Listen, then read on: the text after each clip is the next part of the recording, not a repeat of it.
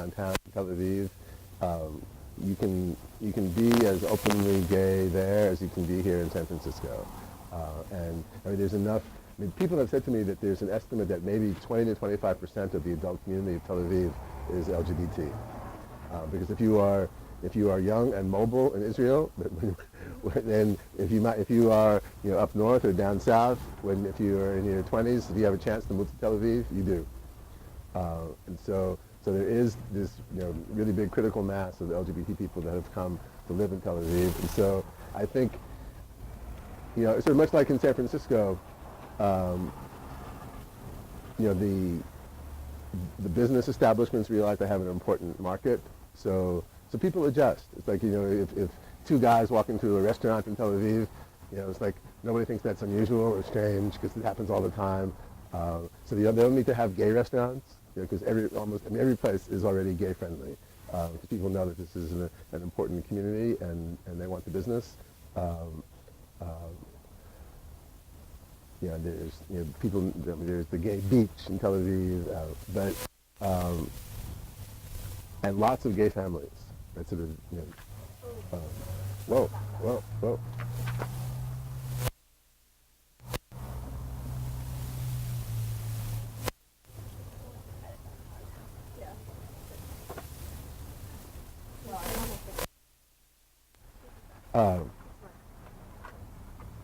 So in the center of Tel Aviv, being gay is like kind of totally natural part of the landscape, and things are changing throughout Israel. And last year there were a dozen different pride parades throughout Israel. And even in small there was a pride parade in Beersheba and in Haifa and in various spots that 10 years ago you would not have ever seen there. But living in those areas, it still is harder for accepted than it is in Tel Aviv.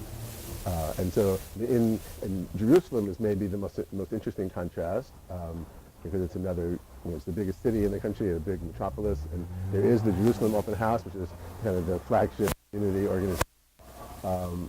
But gay people don't walk down the street holding hands in Jerusalem. That's at least that's not a typical thing.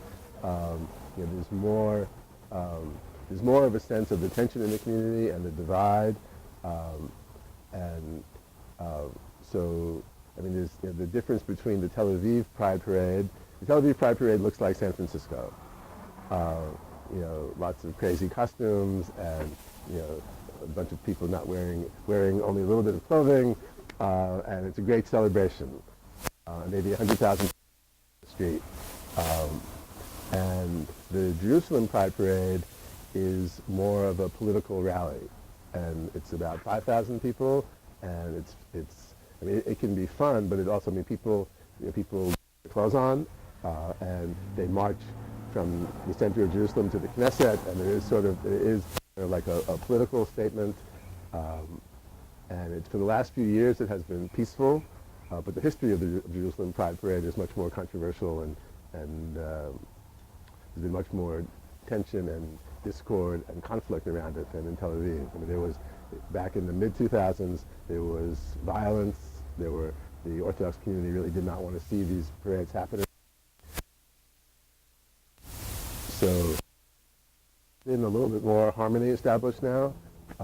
Sort of like live and let live in a way. Yeah. Yeah, and some of that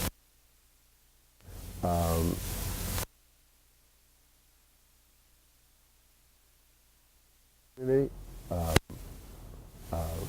But I think the communities have made some accommodations with each other. I think the LGBT leaders in Jerusalem would tell you that they have. They don't try to actively do too much outreach in the ultra-Orthodox communities. And in return, the ultra-Orthodox communities, for the most part now, leave them alone. Going on to kind of a different subject, politics and how politics and there's a new Knesset and you have the Structured Party, which was has broaden up LGBT and broaden up like the religious influence and how like having the Jewish home having 12 seats and the Shah's having 11, Mm-hmm. how the religious yet with the centrist parties and how they like intertwine, how that LGBT community kind of where LGBT rights or LGBT laws, how do they struggle or like are able to further with this new like or what is the hope for the new Knesset, I guess, or what Okay. LGBT rights? So, I guess one of the interesting things about LGBT rights in Israel is that much of the progress has been made through decisions of the Israeli Supreme Court. There have only been a few moments in Israeli history when the Knesset has actually acted in a positive way on LGBT rights. And so I think there is a hope that this new government will create some opportunities to strengthen some of the laws in the country around LGBT issues. What's interesting today is that almost every political party in Israel wants the LGBT vote. I mean, except perhaps for Shas and United Torah Judaism, but in the right before the last election, they had a panel discussion in Tel Aviv where they invited leaders from the different political parties to come and talk to the LGBT community, and 7 different parties came to make their case to the LGBT community about why they should be supported. So it's not just the far left. We lead a trip to Israel every year, and on our last trip, one of the people we met with was a young man named Evan Cohen, he's the head of the LGBT faction of the Likud. So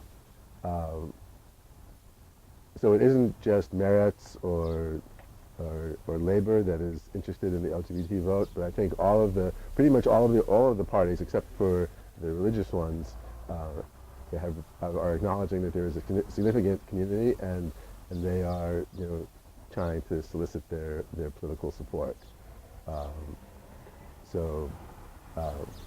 But typically the Likud party has not overall been all that friendly to LGBT people, and the Netanyahu government sometimes says good things about LGBT rights, but they often don't follow up with real action. Kind of going back to this idea of like marriage Mm-hmm.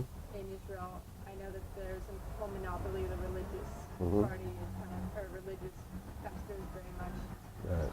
play into marriage and how, yet like maybe talk about how I'm curious since LGBT people are able to get married in other countries where it is Right. legal Right. and come into Israel, I'm curious and then get the same, do they get the same rights as heterosexual couples, and maybe how that works and how Sure.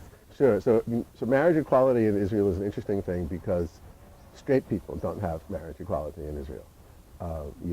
How you can get married in Israel is a very controlled process, and really is still controlled by the rabbinate. So the only weddings that are acknowledged as valid inside of Israel are weddings that are validated by the Orthodox Jewish community. And so many straight people get married outside the country. I think I saw a statistic for 2010 that said that 16% of all the couples that got married in Israel got married overseas. That's an enormous number. And most of those weddings are happening in Cyprus. There's like a whole industry of Israeli weddings. People fly to Cyprus, they get married, they have a little party, and they come home. Because these are straight people who don't want to go through the Orthodox ceremony. And that's been going on for decades. And I think back in, I want to say 2006, a group of LGBT couples went to Toronto and got married, and they came back and they sued the government, and they said, well, you recognize all these straight marriages that happen outside the country, you need to recognize ours as well. And the Supreme Court said, yes, we do. And so those couples have their marriages registered as being married. Yeah, I think that in some ways the more interesting concept in Israel is that there is a very strong institution of common law marriage. And so that you don't need to actually have had a wedding. If you can, any couple, straight or LGBT, if you can demonstrate that you have been sort of creating a household with somebody for a significant period of time, then you get, by law, you get many of the same rights and benefits as a married couple. So, this goes back to some of the really seminal legal cases of the late 1990s. There's one, the two that are most important, one had to do with the Israeli government where a gay man whose partner was a colonel in the army and who had died sued the government and said, I want the same widow's benefits that a straight couple would have been offered, and ultimately the Supreme Court ruled that they were a couple, and he was entitled to those things. And similarly, there was a case in the private sector where a guy who worked for El Al Airlines, and El Al had a policy that your spouse was entitled to like free companion tickets. There were various benefits that the spouses of workers for El Al got, and he said, well, I want my husband to get the same benefits as everybody else. And the Supreme Court said, yes, this clearly is a couple. And so also in the private sector, people can't discriminate between straight couples and gay couples. And it really had nothing to do with having a marriage certificate, but it really was sort of strengthening this institution of common law marriage. And so, so in Israel, in areas like insurance and pension, if you are together as a couple, you have, you get just about all of the same rights as you would have if you were a straight couple, and either because you got married outside the country or simply because you can demonstrate that you in fact have been sort of you have been a real couple, and are creating a household together. So I've gotten, from my research, I've gotten various different sources saying different things about adoption rights for LGBT couples. And I'm kind of curious whether you're able to clarify, like, some say that, like, they're able to adopt or they're only able to adopt outside of the country, and that, like, it's been made very hard for LGBT couples to get surrogacy, and Right. like that, like, for maybe in America, gay marriage is very big, but in Israel, surrogacy is more important in the terms since heterosexuals and homosexual couples both struggle with marriage. Yeah. Right. Surrogacy is very legal for heterosexual couples. Right. So, so the thing that is pretty simple to do in Israel is that Israel has made it fairly easy for if you are a same-sex couple and one of the people in the couple has had a child or is the legal parent of a child, it's pretty straightforward process for the other couple to also adopt the kid. So that's an important thing, and that is something that a lot of Israeli couples take advantage of. And as far as adoption within Israel, I think the truth is, and this is probably a healthy reflection on Israeli society, is that there are not really, it's not like there's a big supply of babies being put up for adoption. Jewish, continuity and having children is like one of the strongest values in the Jewish community, and so you don't see a lot of there just aren't a lot of infants being put up for adoption in Israel. So so people sometimes do go overseas where you can adopt kids and bring them back. There is an issue about is the child Jewish and what kind of conversion do they have to go through, etc. So as you said, the more the thing that many gay male couples are pursuing now is this issue of surrogacy.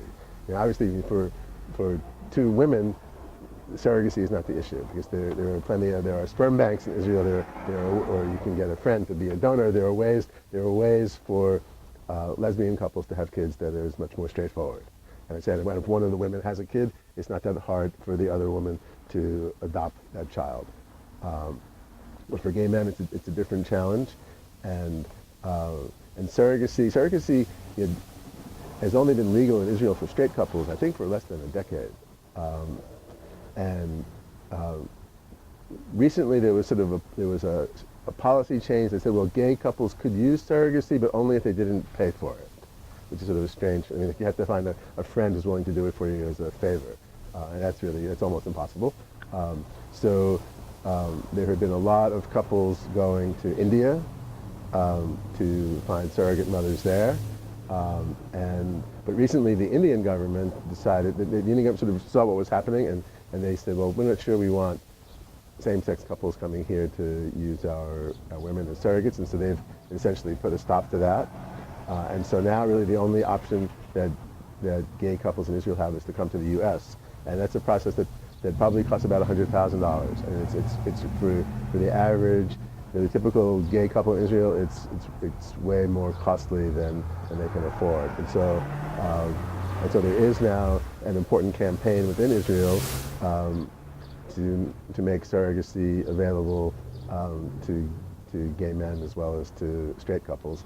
And I will say that there is, the community in Israel, the LGBT community in Israel, is in some sense divided on this topic. I mean, there's some people who just think that surrogacy is a bad idea, and that it's not really fair for the woman who is the surrogate, etc.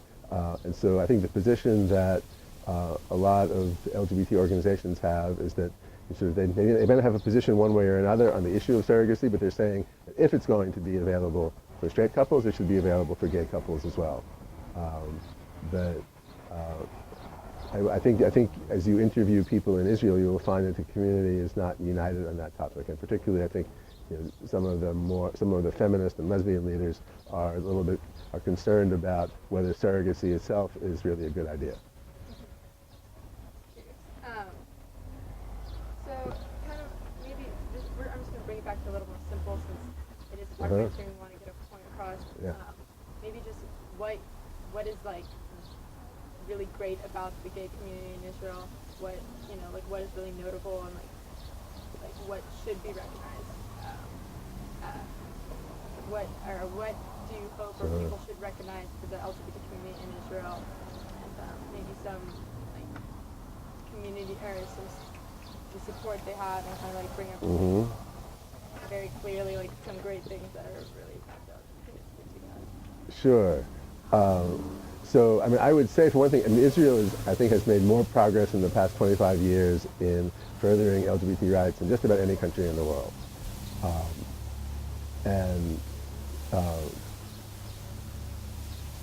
Today, you can be an open, out, proud gay couple. You can, whether lesbian, gay, there's a growing transgender community in Israel, and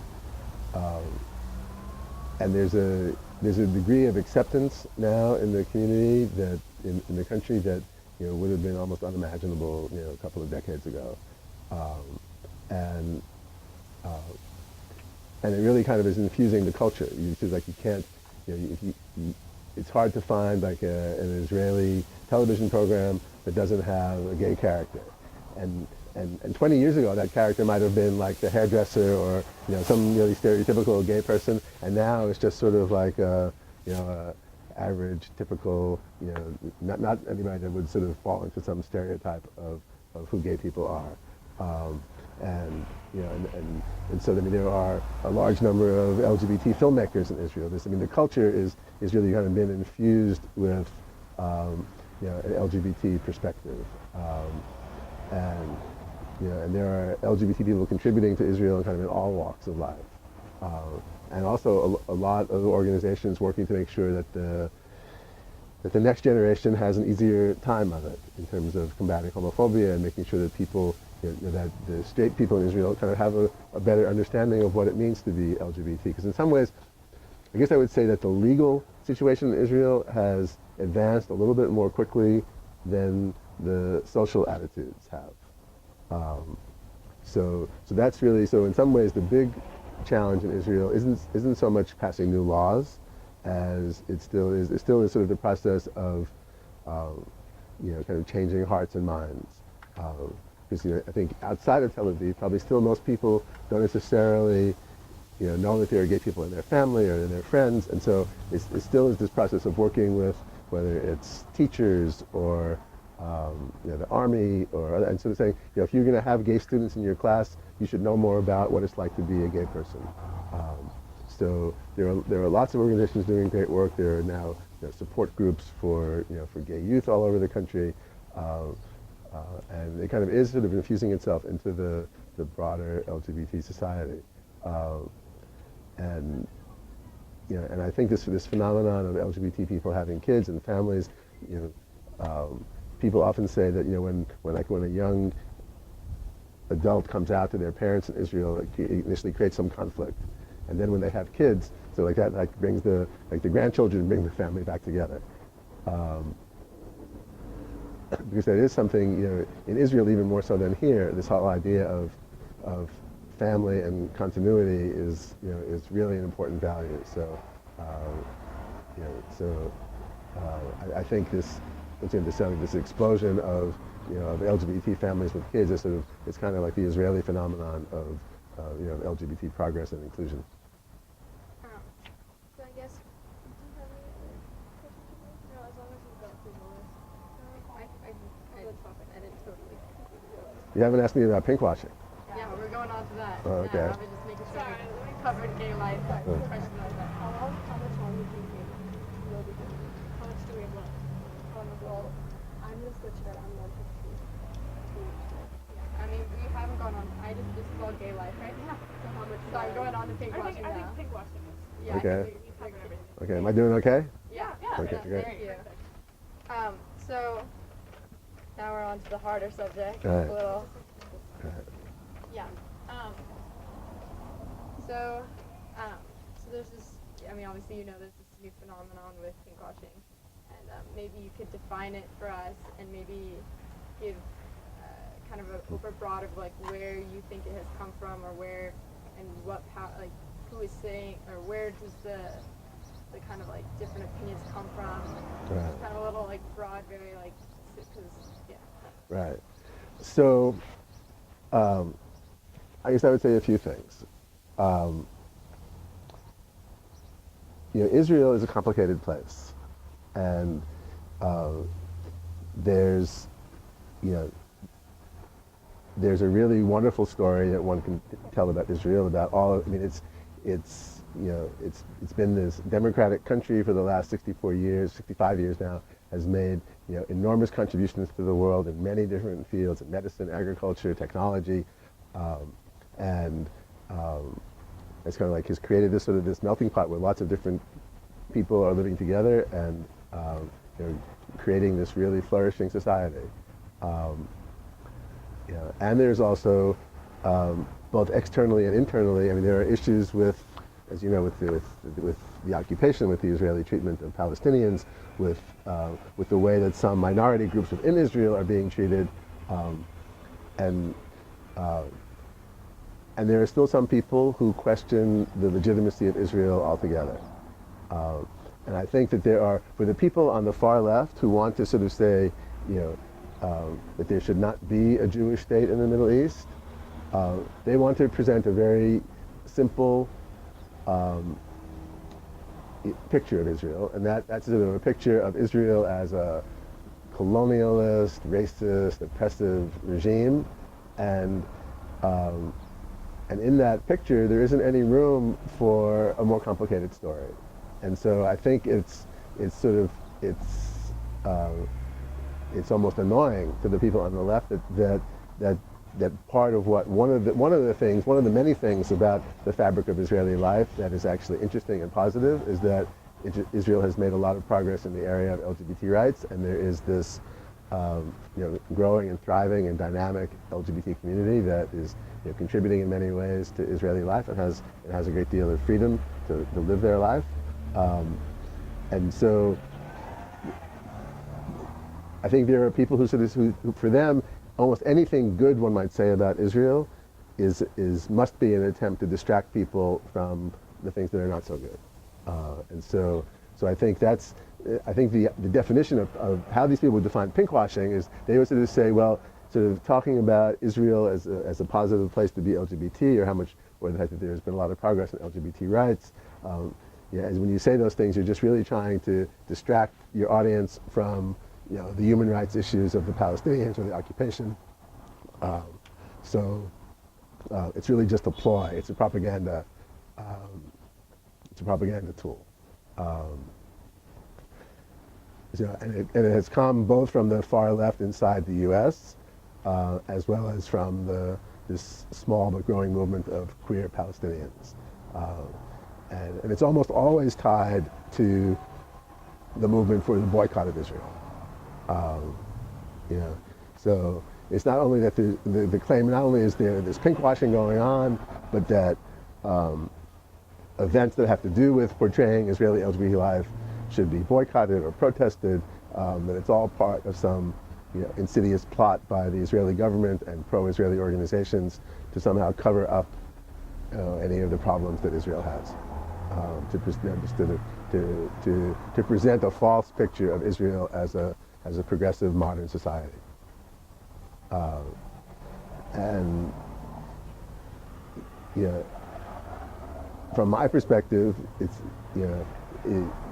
I think it's an idea that is really, I think it's demeaning to the audience that people are talking to. It somehow suggests that people can't hold two, opposite thoughts in their brain at the same time. That, it ought to be possible to say there are many wonderful things about Israel, and one of those wonderful things is Israel's LGBT community. And at the same time, if you have an issue with the occupation, to have that thought in your head as well. And though they aren't competing thoughts. In fact, the two issues really have nothing to do with each other, only except in the minds of the people for whom the only story about Israel is the occupation. Yeah. I'm just gonna grab some papers down here. So,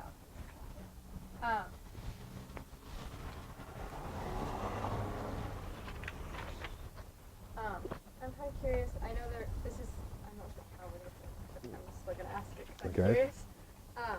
So in the New York Times, there was a very controversial piece, Israel and pinkwashing, by Sarah, and there was definitely an outrage from what I see, and Right. and since I'm kind of curious, how it affects at least the Western world's perspective, and where did this idea come from? Did it come from mostly people in the Middle East, or people who are pro-Palestine or anti-Israel or whatever in the Western world? How does it play into Israel itself? Because I see that some, or at least from my research, some people in Israel don't like to talk, or I don't know, just I'm kind of getting a little scrambled right now. Maybe just your opinion on the piece, or how it, I don't know, something. So,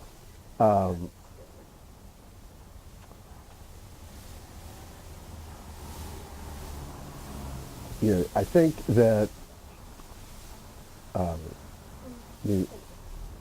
Sarah Schulman has a very particular and simplistic and one-sided view about Israel. And I think she is sort of emblematic of the kind of person for whom, a more complicated, nuanced discussion about Israel just, it gets in the way of the message she's trying to convey, which is that Israel is a evil, oppressive empire.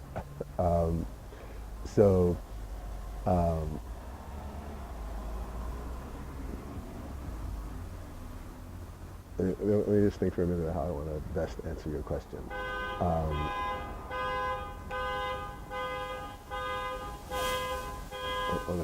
let that go by. It's that red car over there. It looks like.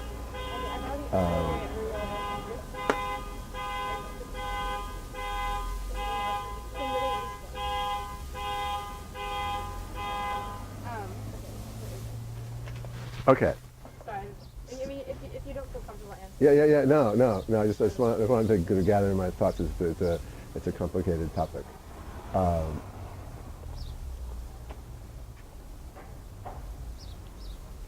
mean, there were. There is no organized plot by the Israeli government to somehow use Israel's LGBT issue to cover up the occupation. But Israel, like every country, is entitled to it's entitled to pursue diplomacy, is entitled to talk about every country wants to talk about what is good about its country, and Israel does that sometimes effectively, sometimes not so effectively. And as I say, I think the fact of Israel's progress on gay rights just gets in the way of the message that someone like Sarah Schulman wants to portray. I mean, there is a struggle for the support of the gay community on both sides of the Israeli question. And I think both sides, and I would say both sides, offer a very simplistic answer. In other words, Sarah Schulman would say that gay people, because we ourselves are an oppressed minority, that our natural inclination or affiliation should be to side with the oppressed Palestinians. And that, and that queer people, there should be this queer international, revolutionary movement to oppose capitalism and really kind of support marginalized and oppressed peoples all over the world, and so that gay people, by the nature of who they are, should sort of automatically be on the side of the queer Palestinians and against Israel. And at the same time, on the right, people would say that, well, gay people should automatically love Israel because Israel is a good place to be gay and Israel treats LGBT people well, and LGBT people have good rights inside of Israel.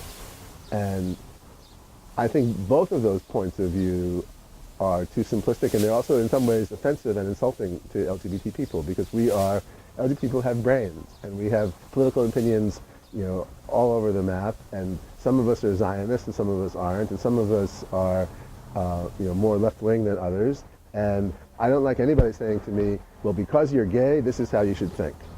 And I think that's true of whether I should be supportive of Israel or, I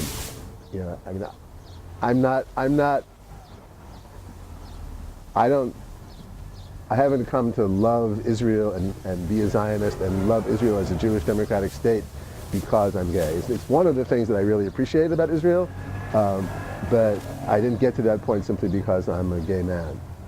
And there are, and I respect people for a whole range of opinions, and there are many gay people who, have different opinions about Israel. And even in the U.S., there are gay Republicans, there are gay Democrats, there are gay socialists, and I don't think anyone should suggest that because you are gay, this is how you should think. But I think that's part of the point of view that Sarah Schulman is trying to present, that that there ought to be this sort of this united, queer, point of view about the whole world, really, and in a fairly revolutionary way, and part of that should be standing in opposition to Israel as as kind of an oppressive regime. And that, I think, is really, I just think that's a really simplistic point of view, and I think the Israeli-Palestinian conflict is very complicated. It's a long history there, and I don't think one side or the other are 100% right or wrong, or I think the view of Israel as the villain and the Palestinians as purely the victims is a gross simplification of history. So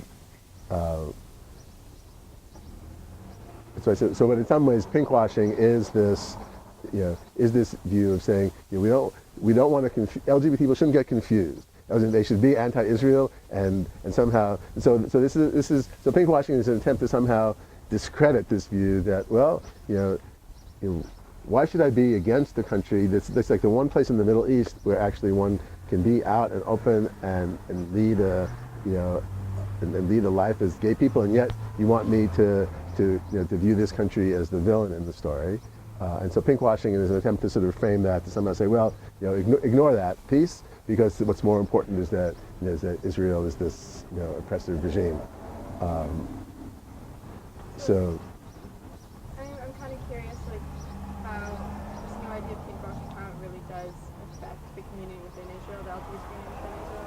I'm sure there's a complete diverse range on people's thoughts. yeah, so pinkwashing is I would also say it's one of those issues that is it's ultimately a false claim, but it's a false claim that, like many false claims, there is a tiny germ of truth.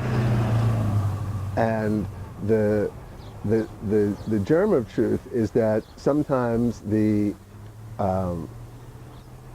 leaders of the Israeli government, I would say that it is legitimate to say that Netanyahu and some of the other leaders are sometimes guilty of hypocrisy. You know, they will come to the U.S. and say to audiences here, one of the things that you should love about our country is that we are progressive and we have, LGBT people have freedom and we have this thriving LGBT community, and that's really not true of most of the Middle East. And so it's one of the things you should like about Israel. But they rarely say those things in Hebrew, and when it comes time for them to be able to actually take some, sometimes they talk the talk, but they don't walk the walk.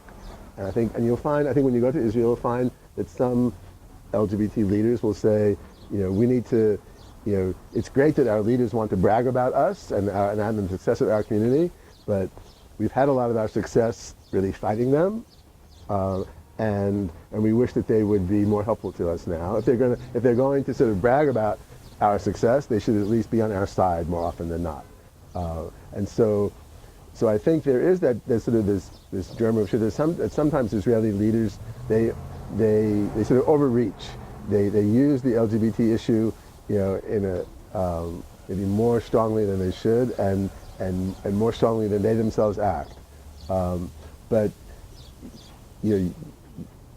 almost all of those people who have those concerns wouldn't say, well, you should boycott our country. You could find like a handful of Israelis who will tell you they support the boycott movement, but that's a really, really tiny population. What Israeli leaders will say, what Israeli LGBT leaders will say is that we want to make sure that we don't want our cause to just simply be used by the Israeli government for its own. If they're going to use our cause, then we also want them to help us. So I think that is a legitimate statement. If the government's going to talk about us, we also want them to do something for us. And I think you'll find that many Israeli LGBT leaders will say that to you. But that's different than condemning the entire Israeli government or saying that the whole country should be boycotted, or casting Israel as kind of like this evil empire. So I hope that's helpful. We're kind of struggling with how to go about the pinkwashing issue, since this is very controversial and there's diverse views. I guess We have 5 minutes, so I can switch it. Do you need to? Just on this tape, that switch it. I think we're almost done. I think we're almost done. Well, my parking meter runs out at 1:30, I think. I guess maybe just kind of like closing thought, maybe just like how, anyone want to help me? I'm not quite sure how to put it, but I guess just in closing, something that kind of like Well, I would also say here in this country, I think pinkwashing is still something that is talked about by a fairly small fringe group of people. It's not an idea that really is accepted in the mainstream of the LGBT community. There are some people who talk, they are loud about it, and and you might think that there's more people with that point of view than there really is. But it still is a very small set of the LGBT world and the LGBT Jewish world that is focused on pinkwashing. Once again, the relationship between that and the support for the boycott of Israel. In my point of view, I think there's much to love about Israel. There's much to critique about Israel, but our organization says there needs to be more contact, more connection, more interaction, more opportunities for people to work with each other, learn from each other. So we want to bring more people to Israel. We want to bring more Israelis here. We want to support more engagement. Whatever the problems are, Israel is not a country that we should be turning our backs on. It's a country that we should be coming to with our love as Jewish people. It's the country where almost 50% of the Jews in the world are in Israel. And so if you have any sense of being part of Klal Yisrael, of being part of this Jewish peoplehood, Israel is where that really manifests itself. So is this going to be your first trip to Israel? It's gonna be my first trip. Yeah. She's been a couple. Yeah. Most of us. I mean, we're in over heavily. We don't really know what we're about. Yeah. So I mean, there is something really different about being in Israel and seeing. You wake up and all of a sudden you're not like a 2% minority. There's Hebrew being spoken on the streets. There's on Shabbat. The country is mostly quiet.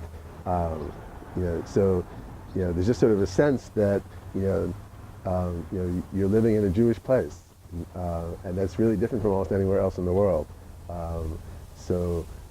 And I think it's really encouraging that this Jewish place has found a way to include and incorporate LGBT life and community as part of it. I think if there's going to be a Jewish homeland, I want it to be a Jewish homeland that's a good place for LGBT people and that is welcoming and inclusive and it celebrates our lives and it's a place where we can also contribute to. And I think that's becoming more and more true in Israel. I think it's been a remarkable story over the last 25 years or so, and it's one that we should be proud of and we should celebrate, regardless of what other critique or how there are many ways to make Israel better. There are many ways to make the United States better, and we can focus on those things as well. But we shouldn't lose sight of what a remarkable country Israel has become, and of the ways in which now the LGBT community has really become an important part of that progress and building that society. Thank you so much. Oh.